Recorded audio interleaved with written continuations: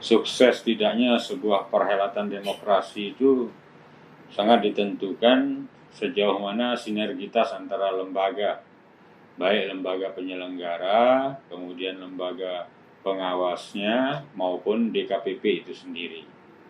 Nah, untuk saat ini di dalam pelaksanaan pilkada yang mengacu kepada Undang-Undang 10 tahun 2016, memang di dalam hal yang paling penting terutama terkait dengan politik uang yang menjadi momok dalam setiap perhelatan demokrasi di negara kita, itu dari sisi undang-undangnya sudah cukup bagus, tapi kelemahannya ada pada tataran eksekusi. Nah, inilah yang harus segera dibenahi untuk menyongsong pilkada 9 Desember tahun 2020 yang akan datang, supaya koordinasi antara lembaga satu dengan lembaga yang lain di dalam pengawasan pilkada itu sendiri bisa berjalan dengan baik. Efektivitas pengawasan di dalam pilkada harus ditandai dengan serius bekerjanya Bawaslu, kemudian baik yang di tingkat provinsi maupun di tingkat kabupaten, yang nantinya akan dibantu oleh aparatur pengawasan yang lain yang ikut di dalam pengawasan pilkada itu sendiri.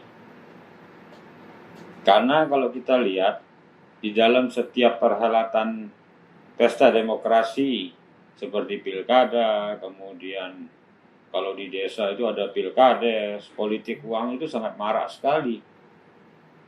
Kadang-kadang seorang calon itu memberikan dana atau politik uang itu per kepala untuk memenangkan sebuah pertarungan.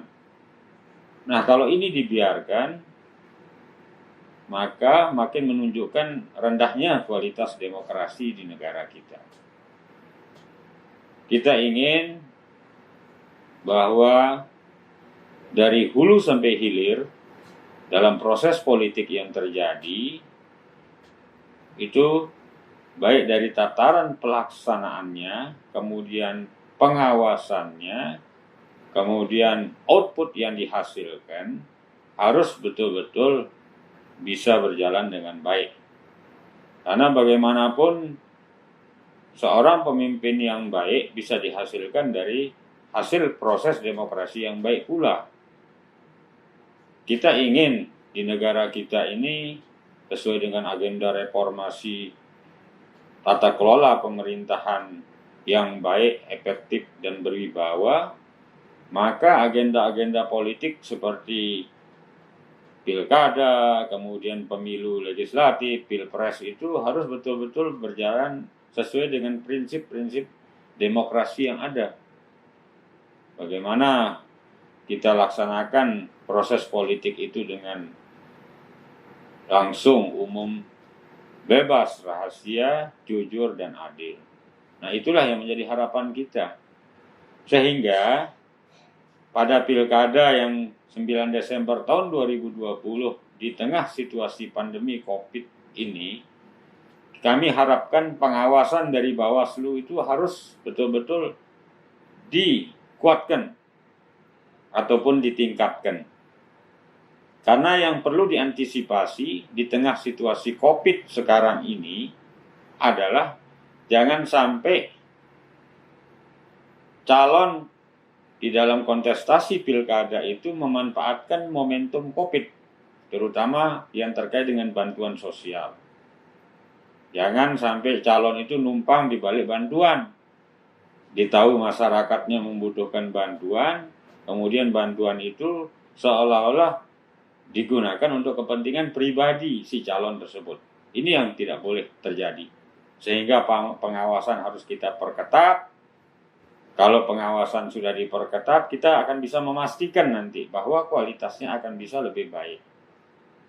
Nah, oleh karena itu, di dalam perhelatan pilkada nanti, pengaduan-pengaduan dari masyarakat ini harus betul-betul ditindaklanjuti oleh pengawas dari pilkada itu sendiri. Dalam hal ini ada Bawaslu, ya, kayak di tingkat provinsi, kemudian di tingkat kabupatennya, supaya betul-betul diseriusi setiap pengaduan yang ada. Karena di sana juga ada sentra Gakumdu, ya, yang terdiri dari aparatur penegak hukum, sehingga bisa memastikan apakah pelanggaran itu nanti bersifat administratif maupun bersifat tindakan pidana. Jadi tidak boleh lagi ada deal-deal nanti. Kalau memang itu terkategorikan sebagai pelanggaran yang sifatnya tindak pidana, ya segera saja diputuskan secepat-cepatnya oleh aparat penegak hukum. Begitu juga ketika pelanggaran itu bersifat administratif, maka penyelenggara maupun pengawas harus bisa memutuskan dengan seadil-adilnya. Karena tidak jarang, ya, apabila penyelenggara maupun pengawas bermain-main di dalam setiap proses politik, maka itu akan bisa menimbulkan konflik sosial di tengah-tengah masyarakat. Banyak sekali kita lihat dalam perhelatan pesta demokrasi di beberapa daerah di Indonesia ini yang terjadi keributan antara pendukung dan satu dengan pendukung lain.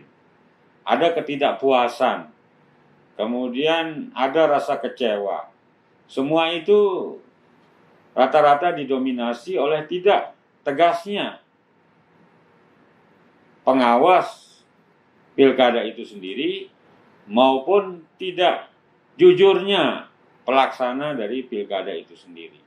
Nah, kalau semua kita menegakkan integritas yang kita miliki, melaksanakan aturan dengan sebaik-baiknya, saya pikir kualitas ke depan itu akan bisa berjalan lebih baik. Sehingga pemimpin-pemimpin daerah yang kita hasilkan pun hasilnya akan lebih baik. Karena catatan dari KPK kan sudah cukup panjang tentang betapa banyaknya pejabat-pejabat publik, terutama pimpinan daerah ini yang terjerat kasus-kasus korupsi. Kebanyakan kasus korupsi yang dialami oleh para pimpinan daerah tersebut lebih banyak didominasi karena faktor proses, ya, yang tidak baik. Misalnya seorang calon itu mengeluarkan dana terlalu besar, kemudian bagaimana ketika dia memenangkan perhelatan pilkada itu dia harus mengembalikan dana yang begitu besar, sehingga dengan segala cara mereka memanipulasi, kemudian mengatur-ngatur proyek yang ada di daerah, maka konsekuensi hukumlah yang diberlakukan dalam hal ini. Nah, ini yang kita tidak inginkan terjadi. Maka dari proses bagaimana perekrutan di partai politik juga harus berjalan dengan baik. Kemudian proses pendaftaran di KPU juga bisa berjalan dengan baik. Sampai dengan proses perhelatan pesta demokrasi itu juga harus bisa berjalan dengan baik.